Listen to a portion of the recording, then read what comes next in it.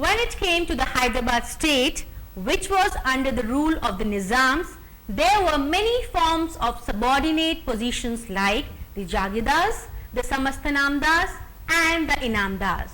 These people ruled the places like independent chiefs and collected land revenues. A small portion of the land revenues was given to the Nizam as peshkash, while the remaining was retained by the chiefs.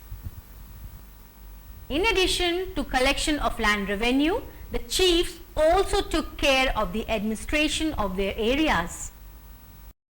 There were around 1500 Jagirs in the Hyderabad state, which was spread over 6535 villages and 14 samsthanams over 497 villages.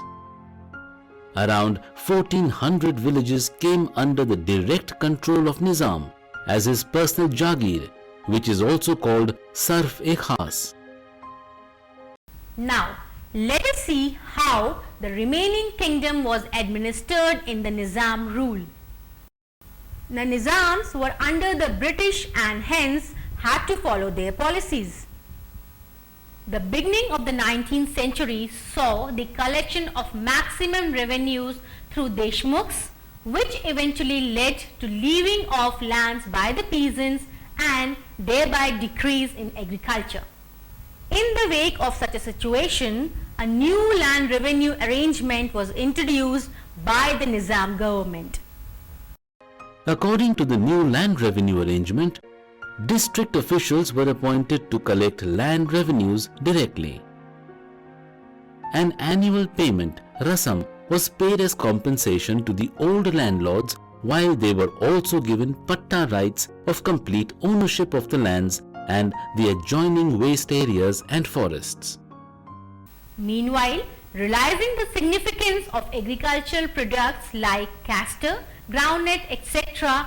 in the export markets, the landlords brought more waste lands for cultivation of these crops. Students, how do you think the landlords got their laborers?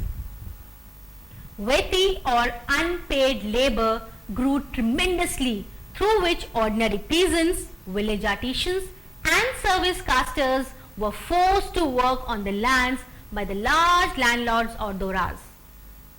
The doras lived in gaddis, which were huge fortified houses with a number of servants and soldiers. The doras saw that the lower caste laborers worked for the upper caste and the landlords. The doras had large areas of land cultivated by tenants in addition to lands directly cultivated by the forced labor.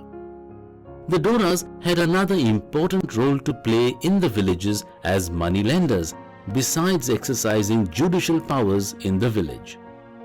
The doras settled disputes in the village and they were partial towards the upper castes.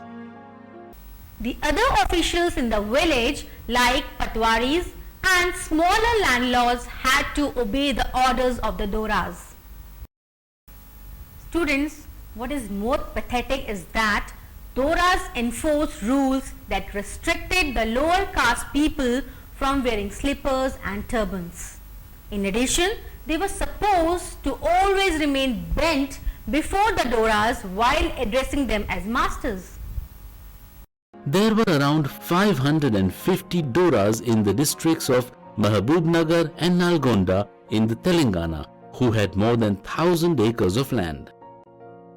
People like Visnuri Ramachandra Reddy and Channa Reddy Pratap Reddy were a few landlords who owned more than 1 lakh acres of land. Students, you must have all heard about famines, isn't it? The famines, where there were large food shortages, were prevalent during the British rule. As the taxes and rents were very high, the peasants had very little storages to face crop failures or unsuitable seasons. Students, in addition to these, the food grains were exported to other countries, which further worsened the situations.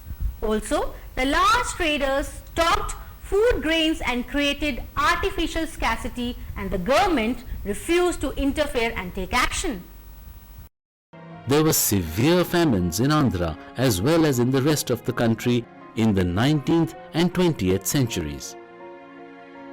The Ganjam famine of 1865-66 is the most severe famine that occurred in the country, while around 11 famines occurred during the second half of the 19th century. Many thousands of people died. There were struggles for grains in many districts of Andhra, which were suppressed by the troops. In addition, the lack of irrigation facilities led to regular famines in the districts of Rayalaseema.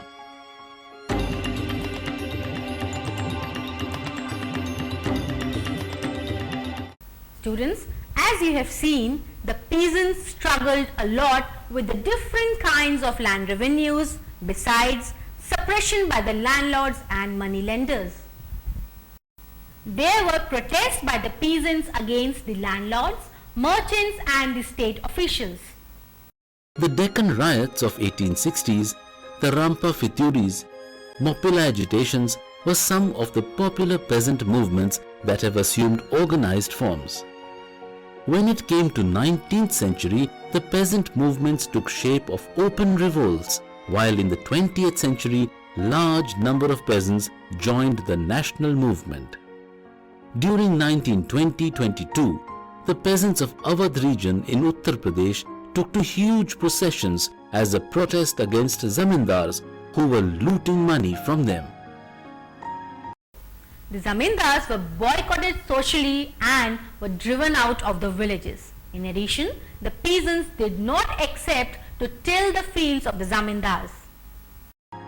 Kisan Sabhas were formed to take the agitation further and demanded the abolition of landlords, decrease in land revenues and control over money lenders. Students, but all these efforts were suppressed by the zamindars with the help of the British government. We will learn in detail about the Telangana peasants in the next chapter. Students, hope you have now understood the various kinds of land reforms that were prevalent during the olden days in India. Well students, that was all for today's class. We shall meet in the next class with the new chapter. Take care.